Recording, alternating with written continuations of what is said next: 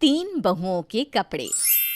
सुधा जी की तीन बहुएं हैं और तीनों की तीनों एक से बढ़कर एक। तीनों को अपने कपड़ों से बड़ा लगाव है।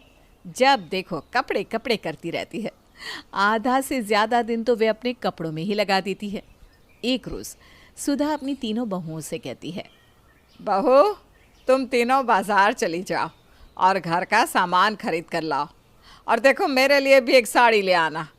मोना, ये कुछ पैसे तुम रखो और तुम लोगों को भी कुछ लेना हो तो देख लेना। हाँ जी माँ जी। मोना स्वीटी और चांदनी के साथ शाम को मार्केट जाती है।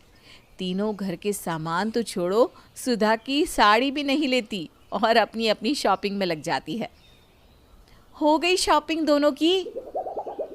हाँ भाभी, हो तो गई है लेकिन एक पैंट लेना रह गया है। हाँ, मुझे भी जीन्स लेना है। अरे अब कुछ नहीं लेना तुम दोनों को, क्योंकि मम्मी जी ने जो पैसे दिए थे वो तो खत्म हो गए हैं।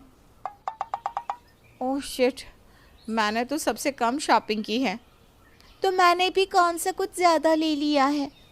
हाँ, तुम दोनों ने तो कुछ लिया ही नहीं, सारे पैसे तो ऐसे ही खर्च हो गए। तीनों घर पहुंचती है और सुधा कहती है, आ गई तुम तीनों। अरे दिखाओ ज़रा क्या क्या लाई हो। डरते डरते मोना सारे कपड़े दिखाती है। ये सब क्या है? चादर, पर्दे और मेरी साड़ी कहाँ है?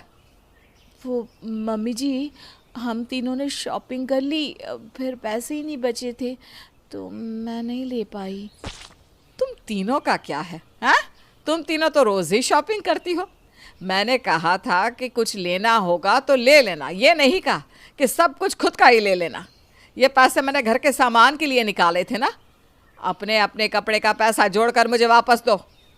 मैं क्या हिसाब दूंगी तुम्हारे ससुर जी को। तीनों की अब हवाइयाँ उड़ जाती है और तीनों एक दूसरे का मुंह देखने लगती है। मैंने तो बस एक ही सूट लिया है तो मेरा तो 2000 हुआ। भाभी, मैंने भी एक ही ड्रेस ली है, उसका 1500 था। और मैंने तो एक ही सूट लिया है, उसका 2000।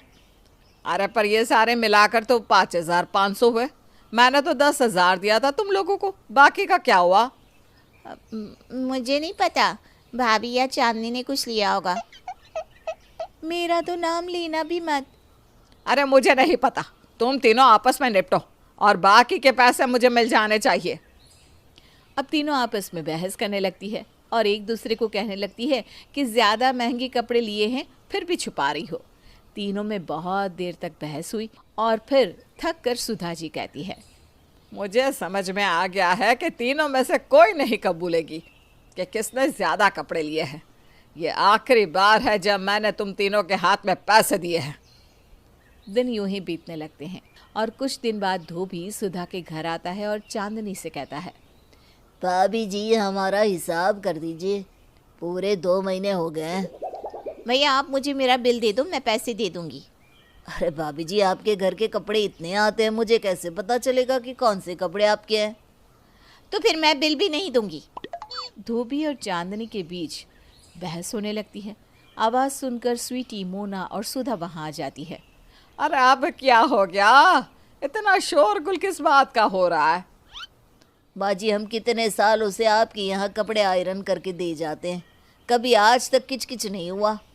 आप ही बताओ भला, इतने कपड़ों में हम कैसे बताएं कि भाभी जी के कपड़े कौन से हैं? तो मैं भला क्यों दूँ सबके पैसे? अरे माँ जी, हमें हमारा पैसा दिलवा दो, हम आज के बाद यहाँ के कपड़े आयरन नहीं करेंगे। इतने दिन की ईमानदारी का ये सबक मिला हमें। तुम अपना बिल मुझे दो। बिल देखकर सुधा के तो होश ही उड़ जाते हैं। 5,000 रुपये इस्त्री के? तुम तीनों के कपड़े ही इस्त्री के लिए जाते हैं। तीनों बराबर बराबर बांट के पैसे दे दो और बात यहीं ख़त्म करो। मम्मी जी, इस बार मैंने तो बस 2 सूट ही आयरन करवाए हैं, मेरे तो बस 100 रुपये हुए ना, तो मैं 1700 क्यों दूँ? हर बार मुझे ही ज़्यादा पैसे देने पड़ते हैं।